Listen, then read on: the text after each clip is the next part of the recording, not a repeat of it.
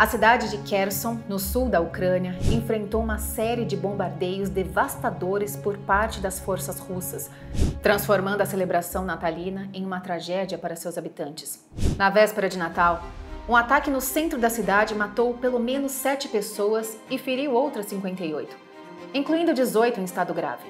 Segundo o governador da região, Yaroslav Yunishevich, mísseis atingiram locais civis como um mercado, shopping centers e prédios residenciais.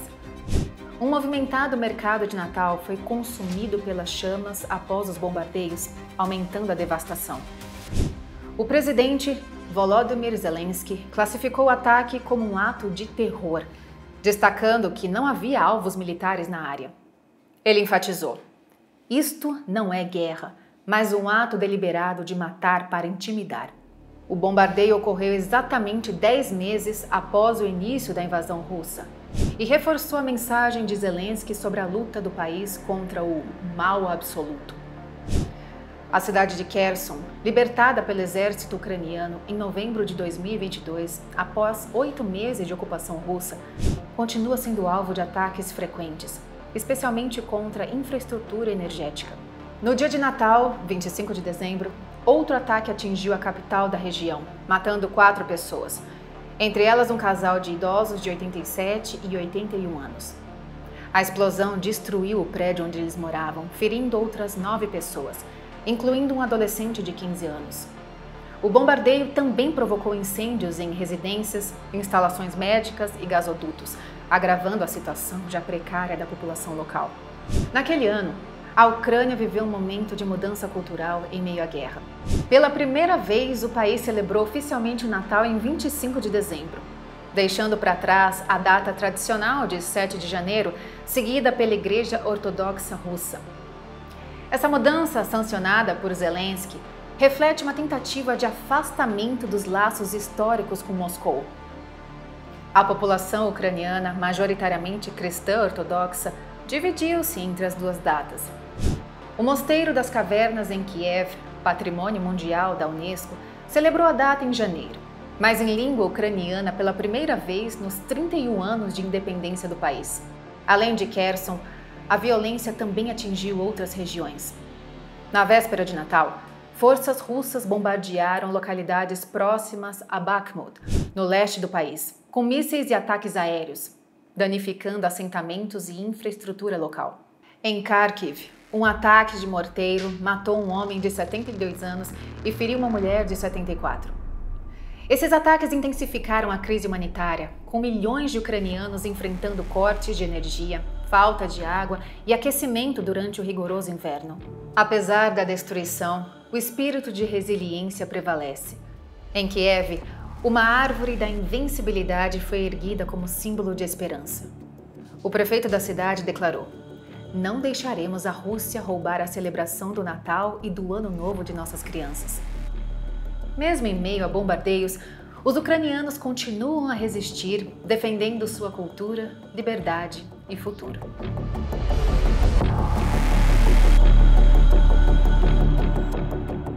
Nosso último caso de hoje nos leva de volta aos Estados Unidos.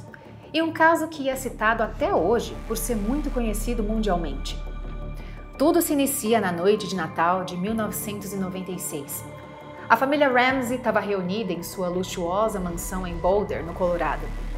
John Bennett Ramsey, um empresário milionário, e sua esposa, Patsy Ramsey, uma ex-miss, estavam juntos com seus filhos, Burke, de 9 anos, e John Benet, de 6 anos.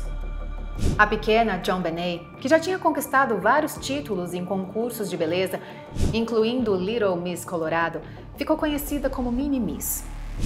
Apesar da pouca idade, ela já estava acostumada aos holofotes, e a presença da família na mídia contribuía para que esse título fosse apenas o começo de uma carreira promissora. Após a ceia com vizinhos, a família retornou para casa. Os pais colocaram os filhos para dormir e foram para os seus quartos. Mas no dia seguinte, em 26 de dezembro, tudo mudou para a família. Ao descerem as escadas, John e Patsy encontraram um bilhete que revelou uma trágica notícia. Sua filha, John Benet, havia sido sequestrada. A carta, que havia sido escrita com itens da própria casa, exigia um resgate de $118 mil, o valor exato que John teria recebido de bônus naquele ano. Outras exigências específicas foram feitas. Uma mala adequada para o transporte do dinheiro, além de ameaças explícitas para a filha do casal. A carta dava a entender que a criança estava viva, mas frases como: "Se eu ver você conversando com um cachorro de rua, a criança morre", passaram a assustar os pais. O tom dramático e as exigências faziam com que o caso ficasse ainda mais perturbador. O sequestrador ordenou que o casal não procurasse a polícia, além de que faria uma ligação no dia seguinte entre 8 e 10 da manhã. Ligação essa que nunca ocorreu. Ao contrário do pedido da carta, a polícia foi acionada e a investigação se iniciou. O quarto da garota foi trancado para que a cena do crime não fosse contaminada. John, Patsy e vizinhos passaram a procurar pela criança dentro de casa. E quando John desceu para o porão, ele encontrou o corpo de sua filha, JonBenét, amarrada com fita adesiva e um arame torcido em torno de seu pescoço, amarrado com um pincel que pertencia a Patsy. O corpo estava dentro de casa, e a carta dizendo o contrário levantou ainda mais questões para a investigação sobre a verdadeira natureza do crime. Uma série de teorias passou a ser levantada, começando com a suspeita de que membros da própria família poderiam estar envolvidos no caso.